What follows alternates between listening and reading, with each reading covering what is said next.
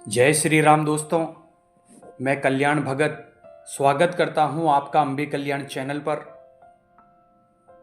दोस्तों, आज की वीडियो में मैं आपको यही कहूंगा कि अगर आपके पूजा के दीपक में अगर फूल बनता है तो तुरंत प्रभाव से ये काम करना शुरू कर दीजिए, ताकि आपकी किस्मत बदल सके और ईश्वर की कृपा आपको प्राप्त हो सके। यकीन मानिए दोस्तों, जो परेशानियां आपके जीवन में चल रही है वो खत्म हो जाएगी। आर्थिक रूप से आप मजबूत हो जाओगे, साथ ही आपकी जो भी इच्छा है वो पूरी हो जाएगी और भगवान का वास, ईश्वर का वास आपके घर में हो जाएगा। देखिए दोस्तों, सबसे पहली बात, दीपक में फूल कब बनता है? जब ईश्वर आपको किसी प्रकार का संकेत दे रहे होते हैं। खास तौर पर जब आपकी पूजा स्वीकार होती है तब आपके दीपक में फूल बनता है। दोस्तों, वैसे तो ईश्वर आपको कई प्रकार से संकेत देते हैं, जैसे सपने में आपको दर्शन देते हैं, या फिर पूजा करते समय कोई फूल गिर जाता है, या फिर आपको ईश्वर के दर्शन होते हैं, जैसे आपको देखकर भगवान मुस्कुरा रहे हैं। या दीपक में जब फूल बनता है तो उसके अंदर आपको अपने इष्ट देव के दर्शन होते हैं। तो कई प्रकार से ईश्वर आपको संकेत देते हैं, पर जो दीपक में फूल बनने का संकेत है ये अधिकतर साधकों को, जो भगवान के बहुत प्रिय होते हैं, उनके दीपक में बनता है। और दोस्तों, ये जो फूल है ये बार बार नहीं बनता, और अगर ये फूल आपके दीपक में बनता है तो इसका मतलब है ईश्वर आपसे प्रसन्न है।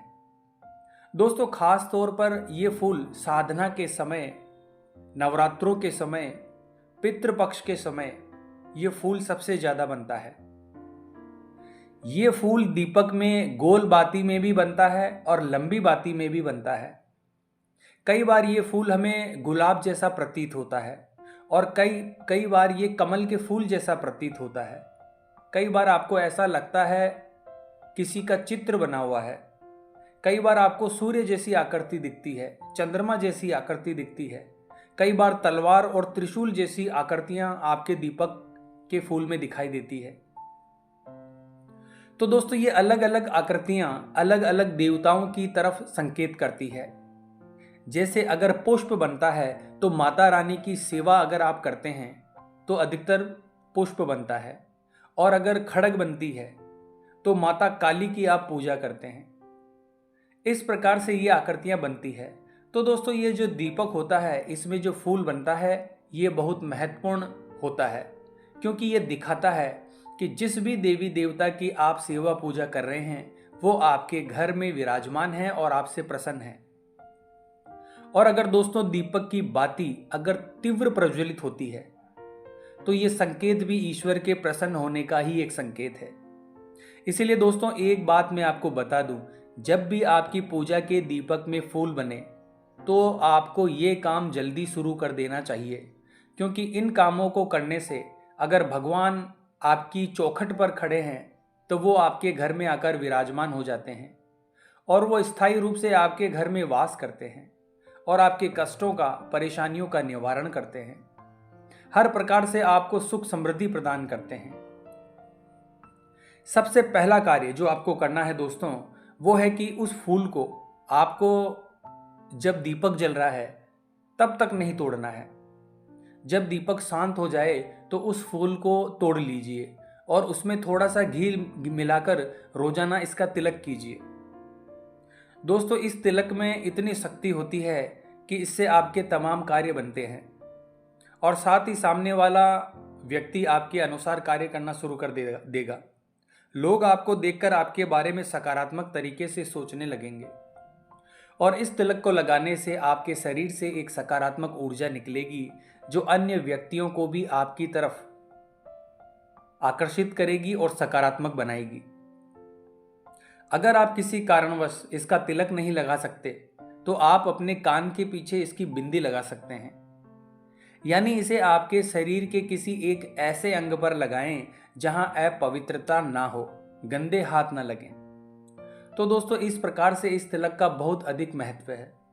दूसरा कार्य है दोस्तों, आपको अपने इष्ट का मंत्र जाप या किसी स्तोत्र का पाठ शुरू कर देना चाहिए, क्योंकि जो ऊर्जा आपको 20% प्राप्त हो रही है, वही ऊर्जा मंत्र जप, सहस्त्रनाम का पाठ, चालीसा के पाठ के बाद आपको 80 से 90% प्राप्त होना शुरू हो जाएगी। और आपको अपने इष्ट की कृपा से कई प्रकार के आध्यात्मिक संकेत भी दिखाई देंगे, यानी कि देवी देवता के अनुभव आपको साफ साफ होना शुरू हो जाते हैं। आप उनको महसूस कर पाते हैं कि वो आपके आसपास है। इसके बाद अंतिम जो कार्य है दोस्तों, वो है आपको उनको भोग देना चाहिए, क्योंकि भोग दोस्तों जितनी भी योनियां हैं उन सबको प्रिय है। भगवान जब भी आपके घर में आते हैं तो उनके आदर सत्कार के लिए आपको भोग जरूर देना चाहिए। आप मिठाई का भोग दे सकते हो, 2 लौंग बतासे का भोग दे सकते हो।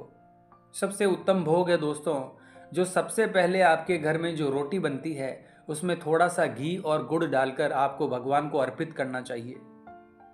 और भोग लगाने के 15 से 20 मिनट के बाद उस भोग को प्रसाद के रूप में आपको अपने घर वालों में बांट देना चाहिए। इसमें एक चीज का ध्यान रखें दोस्तों, जब भी आप भगवान को भोग लगाएं तो अपनी आंखों को जरूर बंद करें, ताकि ईश्वर आपके द्वारा लगाए गए भोग को स्वीकार कर सके। दोस्तों इन कार्यों को करने के बाद आपके घर में सुख समृद्धि बढ़ना शुरू हो जाएगी।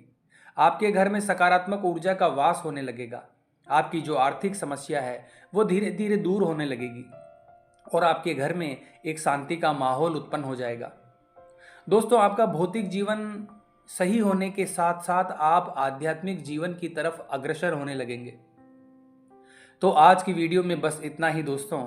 आशा करता हूं आज की ये जानकारी आपके लिए उपयोगी साबित होगी। तो कमेंट बॉक्स में हर हर महादेव लिखना पड़ेगा दोस्तों। मिलते हैं अगली वीडियो के माध्यम से। जय मां अम्बे, जय श्री कल्याण।